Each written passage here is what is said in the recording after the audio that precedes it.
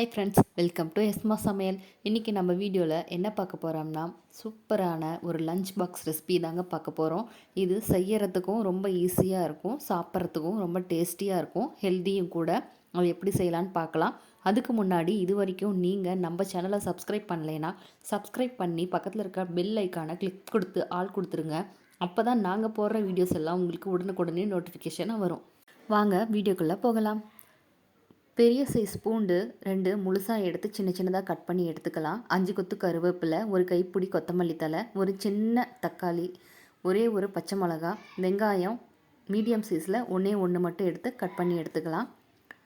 10 முந்திரி, 2 ஸ்பூன் கடலைப்பருப்பு, 2 வரமிளகா, 1/2 ஸ்பூன் கொத்தமல்லி தூள், தேவையான அளவு உப்பு, 1/2 ஸ்பூன் மிளகாத்தூள் எடுத்து வச்சுக்கலாம். கலந்த கடுகு 1 டேபிள் ஸ்பூன் எடுத்துக்கலாம். இப்போது கடாயில் எண்ணெய் ஊற்றி வச்சுருக்கேன். எண்ணெய் காஞ்சதும் கலந்த கடுகு சேர்த்துக்கலாம். இப்போது கடுகு நல்லா பொரிஞ்சு வர ஆரம்பிச்சிருக்கு. இந்த ஸ்டேஜில் நம்ம கட் பண்ணி எடுத்து வச்ச பூண்டை சேர்த்துக்கலாங்க. பூண்டு கட் பண்ணி நான் சேர்த்துருக்கேன். உங்களுக்கு வேணும்னா நீங்கள் தட்டி கூட சேர்த்துக்கலாம். இப்போது பூண்டை நம்ம எந்த அளவுக்கு உணவில் சேர்த்துக்கிறோமோ அந்த அளவுக்கு நம்ம உடல் ஆரோக்கியமாக இருக்கும். அதாவது பூண்டு இரத்த கொதிப்பை குறைக்கும், இதயத்தை பாதுகாக்குங்க, கொலஸ்ட்ராலை குறைக்கும், அலர்ஜியை எதிர்க்கும், புற்றுநோயை குணப்படுத்தும், உடல் எடையை குறைக்கும், சுவாச பிரச்சனைக்கு ரொம்ப நல்லது. இது ஒரு பாக்டீரியா எதிர்ப்பியும் கூடங்க. கண்டிப்பாக நம்ம பூண்டை கட்டாயமாக எல்லா உணவுலையும் சேர்த்துக்கிறது ரொம்ப ரொம்ப நல்லது. இப்போது பூண்டு நல்லா வதங்கினதுக்கு அப்புறமா எடுத்து வச்ச முந்திரியை சேர்த்துருக்கோம். கூடவே கட் பண்ணி வச்ச வெங்காயத்தையும் சேர்த்துக்கலாம். வெங்காயம் ஒன்று மட்டும் கட் பண்ணி சேர்த்துக்கோங்க. ஏன்னா வெங்காயத்தோட ஃப்ளேவர் பூண்டோட அதிகமாக ஆகிடக்கூடாது. அதனால் ஒன்று மட்டும்தான் நம்ம இதில் சேர்க்குறோம். வெங்காயம் கண்ணாடி பதம் வர வரைக்கும் நல்லா வதக்கி விட்டுக்கலாம். இப்போது இது கூட எடுத்து வச்ச கருவேப்பிலையை சேர்த்துக்கலாம். கருவேப்பிலை நல்லா வெங்காயத்தோட வதங்கி வரட்டும். அடுப்பை முடிஞ்ச வரைக்கும் சிம்லேயே வச்சு பொறுமையாக செய்யுங்க. இது குழந்தைங்களுக்கு ரொம்ப பிடிச்ச லஞ்ச் பாக்ஸ் ரெசிபியாக இருக்குங்க. ரொம்ப டேஸ்ட்டாகவும் இருக்கும், ரொம்ப ஹெல்த்தியாகவும் இருக்கும். கண்டிப்பாக உங்கள் வீட்டில் ட்ரை பண்ணி பார்க்கக்கூடிய ஒரு ரெசிபி. இப்போது நல்லா வதங்கினதுக்கு அப்புறமா எடுத்து வச்ச பச்சை மிளகா சேர்த்துக்கலாம். பச்சை மிளகா ஒரு ஃப்ளேவருக்காக தான் சேர்த்துருக்கேன். உங்களுக்கு வேண்டானா ஸ்கிப் பண்ணிக்கலாம். கூடவே 2 வரமிளகாயும் சேர்த்துருக்கேன். இது எல்லாமே ஒரு மைல்டான காரத்தை தாங்க கொடுக்கும். ஏன்னா வரமிளகாயில் நான் விதையை நீக்கிட்டு தான் சேர்த்திருக்கேன். இப்போது இதை நல்லா கொஞ்சம் நேரம் வதக்கி விட்டுக்கலாம். வெங்காயம் நல்லா வதங்கினதுக்கு அப்புறமா கட் பண்ணி வச்ச தக்காளி துண்டுகளை இதில் சேர்த்துக்கிறேன்.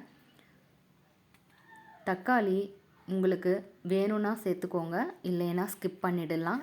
இதில் நான் சேர்த்துருக்க தக்காளி, கொத்தமல்லி, மிளகாய்த்தூள் 3மே ஆப்ஷனல் தாங்க. நான் ஒரு ஃப்ளேவருக்காக மட்டும்தான் சேர்த்துருக்கேன். இது 3மே நீங்கள் போடாமல் கூட மிளகு பொடியை கொஞ்சம் சேர்த்து போட்டு உங்கள் டேஸ்ட்டுக்கு ஏற்ற மாதிரி ரெசிப்பியை செஞ்சுக்கலாம்.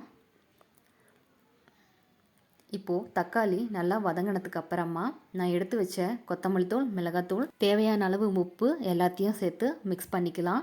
இது 3மே இப்போது எண்ணெயில் நல்லா வதங்கி வரட்டும். இது பச்சை வாசம் போகிற வரைக்கும் அடுப்பை சிம்லே வச்சு நல்லா வதக்கி விட்டுக்கலாம்.